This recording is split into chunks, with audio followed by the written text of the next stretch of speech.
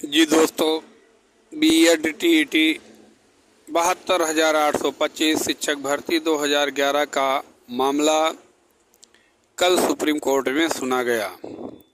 कल की सुनवाई से निराशा ही हाथ लगी है, क्योंकि कल संख्या इतने अधिक थी कि जज साहब भी डिस्टर्ब हो गए कि अब मैं करूं क्या।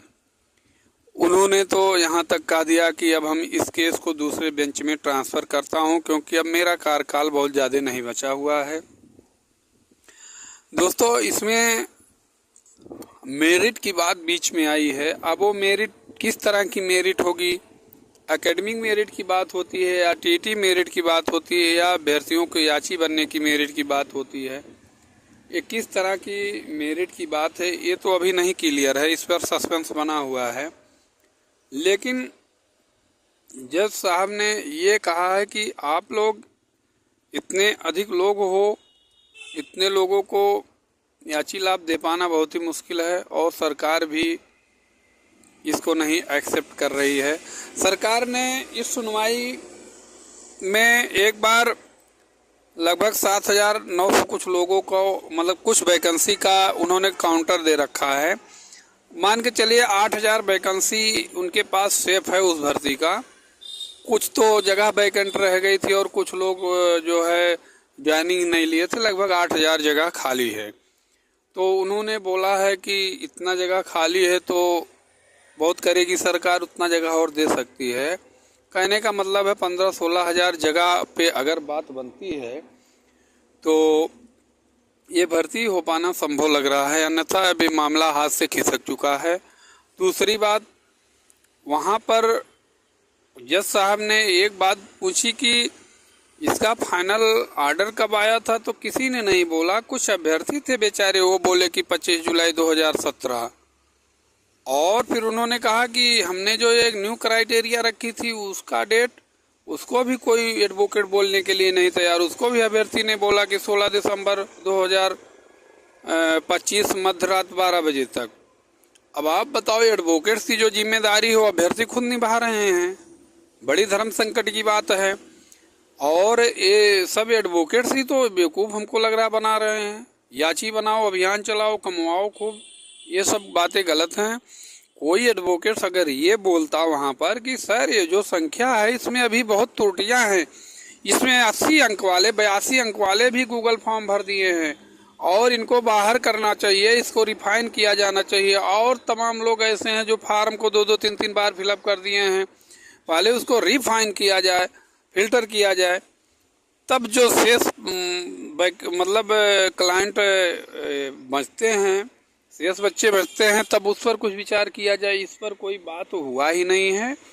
और आगे की सुनवाई जो 22 अप्रैल को लगी है, 1 महीने का टाइम है। उन्होंने बोला है कि सभी एडवोकेट्स आपस में बैठ के मीटिंग कर लें कैसे क्या होना है, और हम तब इस पर कुछ विचार कर सकते हैं, अन्यथा हम कुछ कर नहीं पाएंगे।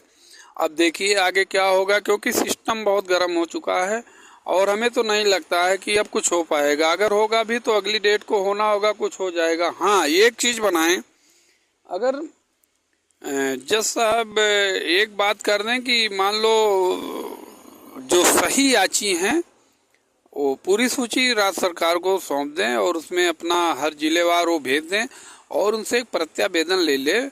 और मान लीजिए 15,000 जगह है तो उस जगह के सापेक्ष फॉर्म ले करके जितने याची हैं उसमें से सबको मतलब मेरिट वाइज कर दिया जाए। जो बचते हैं तो उसकी कोई वो नहीं है। जैसे मान लीजिए 8,000 का उन्होंने बयान एलपी दिया कि इतनी पद हमारे पास हैं, तो 8-10 हज़ार और बढ़वा लिया जाए। मान लो समथिंग 16-17 हज़ार पद अगर सरकार देने के लिए बोल रही है, तो उसमें जितने याची हैं सबको फॉर्म फिलअप करवा लिया जाए, मेरिट बना के कर दिया जाए। तमाम तरीके हैं, लेकिन कुछ जजमेंट 22 तारीख को अगर आ जाता है तो समझिए ठीक है, नहीं तो हमें तो नहीं लग रहा है कि इस पर कुछ बात बन पाएगी, क्योंकि कल कुछ हो ही नहीं पाया विशेष। इतना शोरगुल हुआ, इतना शोरगुल हुआ कि उसमें कुछ विशेष निकल के सामने आ नहीं पाया। और भाई देखिए, जितने लोग याची बने हैं, जिसके ग्रुप में बने हो, अपने उन लोगों से तो बोलेंगे ही। आप अपने वकील को वहाँ पर खड़ा करके अपनी बात को रखिए, तो भाई जो ईमानदार ग्रुप है याची बनाया है वो लोग जाएंगे। जो लोग चोर हैं, चोरी किए हैं, यहाँ तक धंधा अपनाए हैं पैसा कमाने का, वो लोग थोड़ी गए, वो लोग नहीं गए।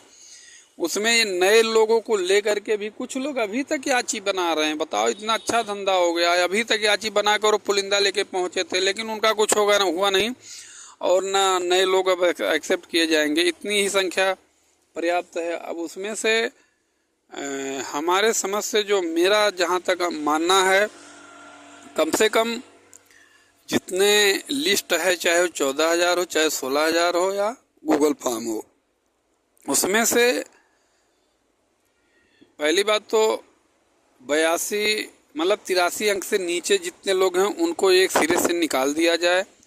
और नंबर दूसरे पर जो लोग 2-3 बार फॉर्म भरे हैं उसमें से एक बार छोड़ के बाकी उनको भी निकाल दिया जाए। तब तो संख्या कम से कम हमारे समझ से तो लगभग मान के चलिए 8 से 10 हज़ार संख्या तो घटेगी ही।